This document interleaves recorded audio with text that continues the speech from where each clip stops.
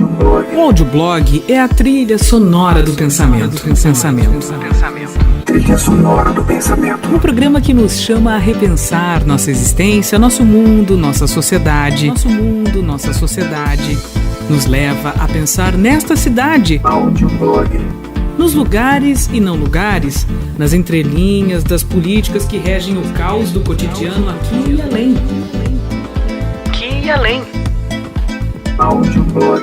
Venha pensar com a gente. Bem-vindo à 4ª temporada do audioblog, Trilha sonora do pensamento.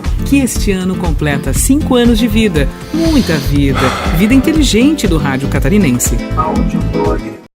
Que eu tive um grande professor, vários grandes professores na faculdade, ele é um deles, quando eu fiz jornalismo, que é o professor pós-doutor em semiótica e comunicação, Alexandre Rocha da Silva, que está aqui comigo, veio de Porto Alegre para estar conosco aqui na rádio, na nossa escola de líderes.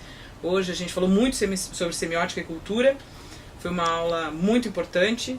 E a Letícia costuma sempre dizer que a minha inteligência, comparada a outras, ela tem uma peculiaridade que é fazer interconexão entre vários assuntos. E ele é uma das pessoas que é responsável por ter me ensinado a fazer isso nas aulas de semiótica e na nossa amizade, porque ele é meu amigo há 10 anos. Fazia muito tempo que a gente não se via, mas a amizade continua a mesma, e até melhor, né? Porque a gente continua aprendendo, crescendo, e hoje a gente pode trocar experiências, e eu sempre aprendo muito com ele. Então, para mim é muito bom poder trazê-lo aqui. E a gente tem muita coisa para falar, e eu quero agradecê-lo por ter vindo, professor. Obrigado. Agradeço pelo convite para estar aqui também. É um prazer retornar a Joinville, a cidade onde eu iniciei minha carreira docente. Olha que interessante. Professor da Velusky, Paula, né? Velusky. E depois, mais de 10 anos, agora retorno para poder conversar justamente sobre semiótica aqui na rádio. Para mim é uma alegria. Eu queria começar falando porque sei que ele é um leitor do Foucault e do Lacan e de Barthes e de tantos outros intelectuais, filósofos, sociólogos e psicanalistas, enfim. É uma história longa, intelectual, mas eu queria começar falando sobre relações de poder na sociedade e que começam na família. Como é que a gente descasca essa cebola? Como é que a gente pode ver a família sobre o aspecto das relações de poder? Porque a gente trata aqui no audioblog muito da questão da violência doméstica, da violência contra a mulher, violência contra a criança, da falta de ética nas relações no trabalho, como isso vem de uma estrutura familiar. Então, eu queria falar um pouco dessa questão das relações de poder que começam já desde muito criança. A gente é muito cerceado e muito controlado pela família. Em relação ao poder, o que há é uma microfísica do poder, né? Que Foucault escreveu sobre isso. Há uma tradição de pensar o poder do ponto de vista da sua institucionalidade. Eu prefiro, como Foucault, pensar o poder como uma microfísica. O poder é um dispositivo que faz fazer. Portanto, desmoralizar a ideia do poder, desmoralizar no sentido de não pensá-la moralmente, me parece ser um desafio do nosso tempo. Logo, conseguir descrever as redes dessa microfísica do poder é o desafio dos pesquisadores na contemporaneidade, na minha opinião. Ou seja, o poder das pessoas acham que está na instituição, está no Senado, na presidência, na igreja, mas não, ela está dentro das pessoas de alguma forma. Ela está em todas essas instâncias e esse poder se organiza diferentemente em cada uma delas, né? É possível, por exemplo, imaginar uma ordem de poder institucional, mas esse poder institucional ele se replica nos espaços micropolíticos. Às vezes, a lógica patriarcal do poder, ela se realiza através de um dado corpo, que pode ser de um corpo masculino ou feminino. Margaret Thatcher, por exemplo, é muito mais homem do que o Gandhi. Falando de semiótica da cultura, a gente sempre é muito viciado em querer decodificar as coisas pela linguagem verbal. A gente é muito conectado ao aquilo que a gente lê ou aquilo que a gente fala, mas a fala transcende a linguagem verbal. Eu queria que você falasse um pouco disso, dessa fala que transcende o verbal. O sistema verbal é um grande tradutor, né? A gente tende a traduzir para os sistemas verbais o conjunto das outras linguagens. No entanto, eu acho que o desafio é pensar o conjunto das linguagens como um sistema mais amplo que o sistema propriamente verbal. Retirar o verbal desse lugar de tradutor universal e pensar, por exemplo, há um conjunto de descobertas na química que só são possíveis a partir das linguagens que são não verbais, né? Das imagens. Então a constituição dessas imagens, a compreensão dos sistemas para a descrição dessas imagens, acho que é um desafio do nosso tempo. Eu lembro que Charles Peirce, ainda no século XIX, dizia que todas as linguagens tendiam a se saturar na mais abstrata de todas as linguagens, na mais matemática de todas elas, que é a música. E hoje, quando a gente observa o modo de produção de imagem e de música, por exemplo, na internet, em que é o mesmo sistema computacional, o mesmo logaritmo que gera tanto música quanto imagens, a gente está realizando aquilo que Peirce previa no século XIX. Hoje, qualquer adolescente compreende essa matematização da linguagem, mas talvez a gente ainda esteja numa fase de transição. O mundo já está muito mais à frente do que aquilo que a gente tem produzido a respeito dele. Se, do ponto de vista semiótico, por exemplo, se a gente pensar que a revolução linguística e estrutural do início do século XX ainda não se faz presente nas nossas escolas, que a gente continua estudando língua portuguesa como se estudava no século XIX, a partir da sua historicidade, e não a partir do não seu só a língua sistema. portuguesa. Não só a língua portuguesa. Todo o resto. Eu acho que há um desafio de um pensamento científico do ponto de vista da educação, de formação de novos cientistas que é trágico. Né? Os professores de linguística, de semiótica, não conseguiram realizar no espaço da sala de aula a revolução que eles referem nos seus textos, infelizmente. Como a semiótica, como você vê a política? Como a semiótica vê a política e como você vê a política? A semiótica vê a política de maneiras bastante diversas, a gente pode discutir um pouco sobre isso. Eu quando trabalhei no primeiro trabalho mais sistemático de semiótica, chamou a dispersão na semiótica das minorias, e eu tentava demonstrar de que maneira os sentidos eram micropoliticamente produzidos a partir de um determinado princípio, que era o princípio da dispersão. Esse princípio da dispersão ele vem de Michel Foucault também, e a ideia é observar como agenciamentos que ainda não estão institucionalizados tendem a se institucionalizar. Eu trabalhei isso analisando inicialmente a Folha de São Paulo e o modo como ela ia construindo os conceitos de homossexualidade no jornal. Né? E esse sentido construído é um sentido fortemente institucional. O modo como as políticas hoje públicas têm ligado com isso também são elas institucionais, mas a questão da homossexualidade ela não é só institucionalizável, né? Ela é uma invenção micropolitana. Como os percursos de sentido ocorrem para além dessa institucionalidade e como a institucionalidade responde a eles tentando se adequar. Né? Por exemplo, hoje a discussão sobre o casamento igualitário, do ponto de vista da institucionalidade, me parece muitíssimo importante. Do ponto de vista do desejo, eu tenderia a dizer que, como a Marilene Ferinto disse uma vez na Folha de São Paulo, que as igrejas deveriam ser as primeiras a apoiar o projeto. Não só porque é uma causa justa, mas também porque o casamento tende a domar o desejo.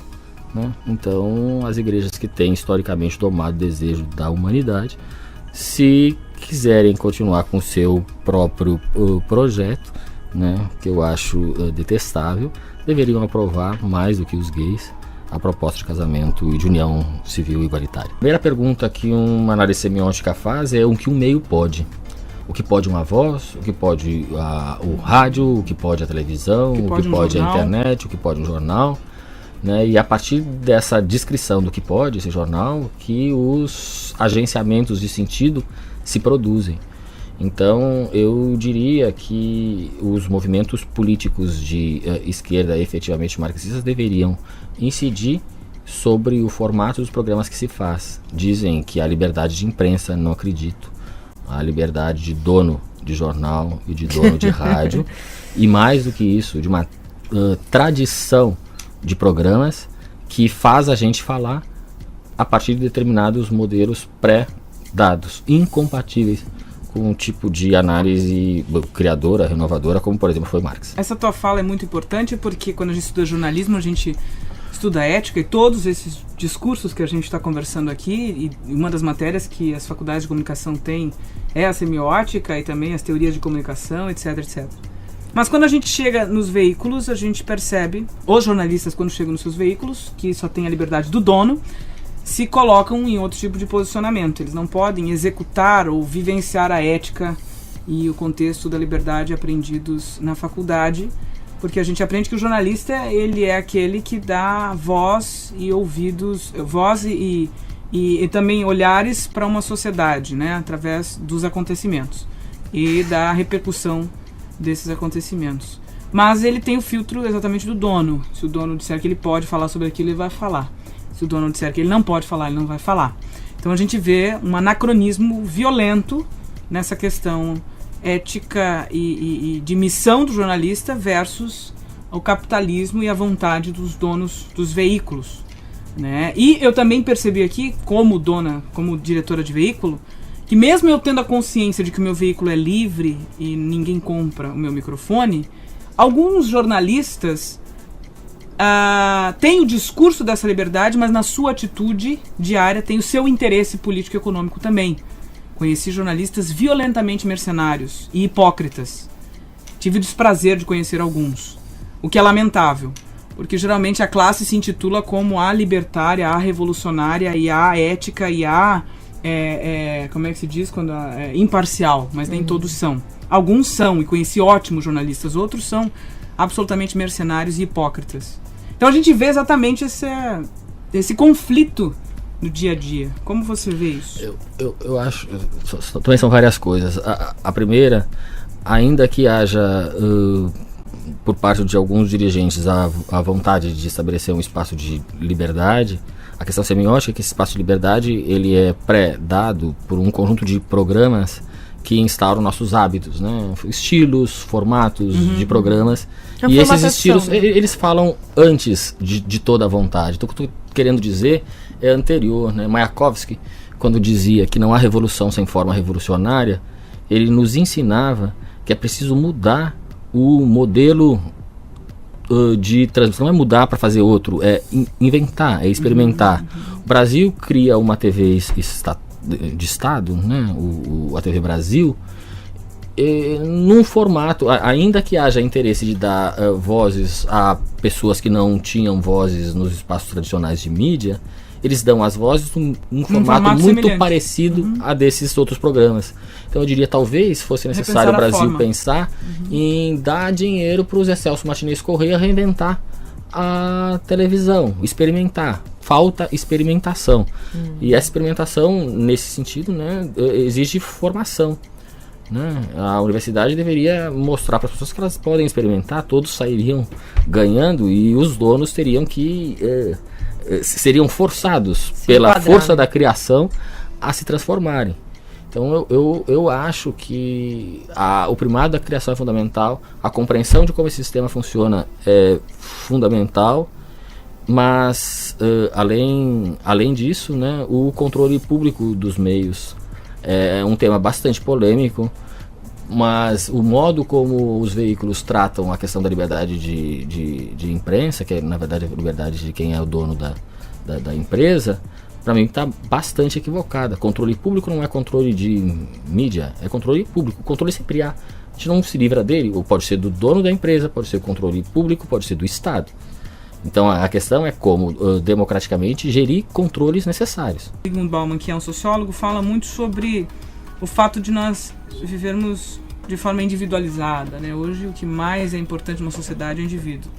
Na década de 60, 70, 80 a gente tinha causas sociais que eram geradas num movimento mais coletivo, existiam ideologias que eram geradas por movimentos mais coletivos, juntamentos de pessoas que lutavam por causas. Hoje a gente vê um esvaziamento disso e com as redes sociais a gente vê um isolamento coletivo, porque a rede conecta, mas ao mesmo tempo desconecta na inter-relação da interpessoalidade, na relação da interpessoalidade, ou seja, as pessoas preferem estar no Facebook do que muitas vezes conversando com a pessoa que está na sua frente na mesa do jantar, né? E a gente vê uma conexão, porém uma desconexão.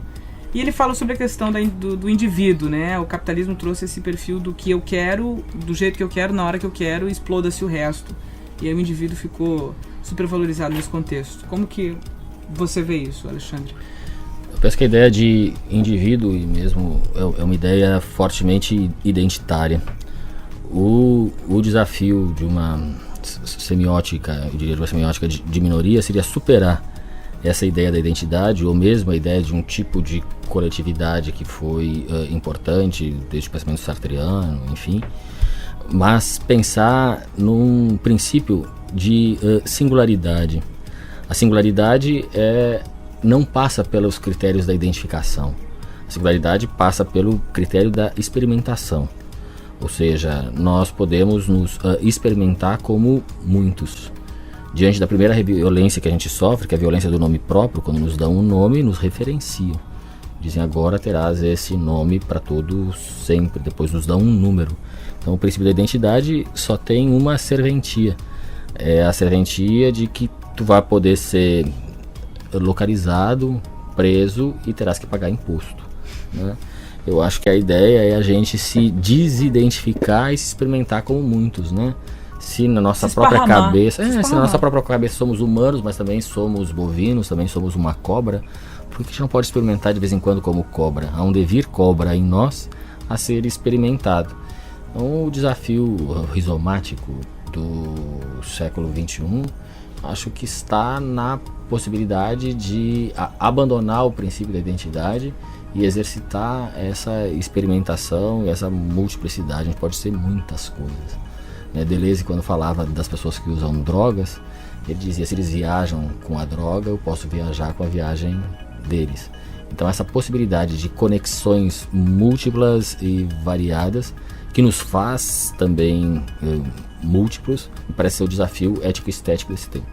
Professor, obrigada pela sua presença. Obrigado, um prazer estar aqui contigo. E muito bom esse papo, espero que tenha somado para a vida de muitos como somou para mim. Você ouviu Audioblog, um programa que é a trilha sonora do pensamento. Trilha sonora do pensamento. 1 hora de pura expressão da cultura, do cotidiano, da notícia e do entretenimento de Joinville, do Brasil e do mundo.